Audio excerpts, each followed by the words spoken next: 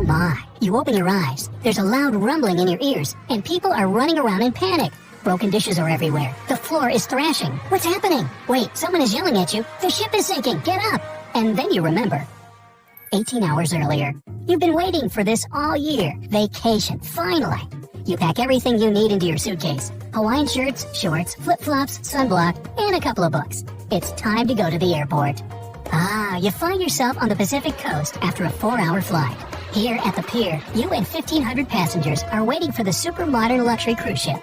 You come on board, order fresh lemonade, and watch the shore disappearing in the distance.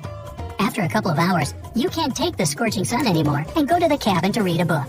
A few pages later, you fall asleep. Loud noise suddenly wakes you up. You spend several seconds in confusion. A crew member brings you to life and reports that the ship is sinking. Now, the main thing is not to panic and follow the safety instructions. First, before slipping on your life vest, put on as many clothes as possible. This is necessary to preserve precious heat.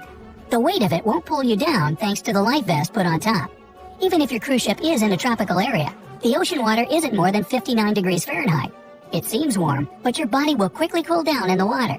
Most of the heat goes through the head, neck, legs, and feet, so try to protect these areas of the body as best as possible. Most importantly, don't forget to take off everything made of metal, your belt buckle, shoe fasteners, anything. You should get rid of this if you don't want to pierce the lifeboat accidentally when you jump into it, but more on that later. For now, it's important to follow the evacuation plan. You should be able to find it in your cabin. Of course, you don't want to think about evacuation when going on a sea cruise, but it can really save your life. To remember it better, go through the entire ship once, following the plan's directions. It's better to do it when everything's calm, because if your first time is in a real emergency, you can get lost easily in all the commotion. If you didn't read the plan before, though, and are now too scared, just try to get to the upper deck where the lifeboats are. And remember the important maritime law. Women and children are the first aboard them. The last to abandon ship is the captain. You'll have to jump into a boat. Try to land on the inflatable edge. Do it sideways and never jump into the boat feet first. You can tear through the bottom. But let's consider another situation. All the lifeboats have left without you, and you must dive into the water. In the movies, people often dive beautifully, with their arms in a straight line above the head. Forget that. The safest way to jump is to grip your mouth and nose tightly with one hand and hold the life vest with the other. Bend your knees and push yourself forward as hard as you can, falling feet first. Ready? 1, 2, stop. First, you need to look down and make sure you don't jump on someone's head. All fine? Okay, then jump. Now that you're in the water, swim as far away from the ship as possible. Firstly, someone may not look down and jump right on top of you. Secondly, when a huge ship sinks, it forms a gigantic funnel in the water that can easily trap you. Just don't stop until you're at least 300 feet away.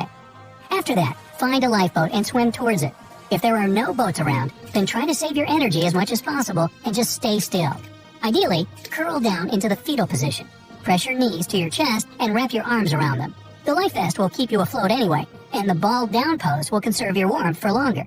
It's also very important to be able to hold your breath underwater just in case. But let's get back to an even worse scenario, shall we? Suppose you're inside a swiftly flooding ship, and you need to swim through a long corridor to get to the upper deck. First, stay calm because panic takes away a lot of oxygen, and don't put your life vest on just yet.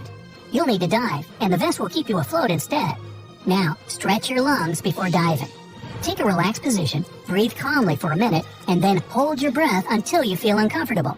Start breathing again for a full minute, then hold again. Breathe in as deeply as possible.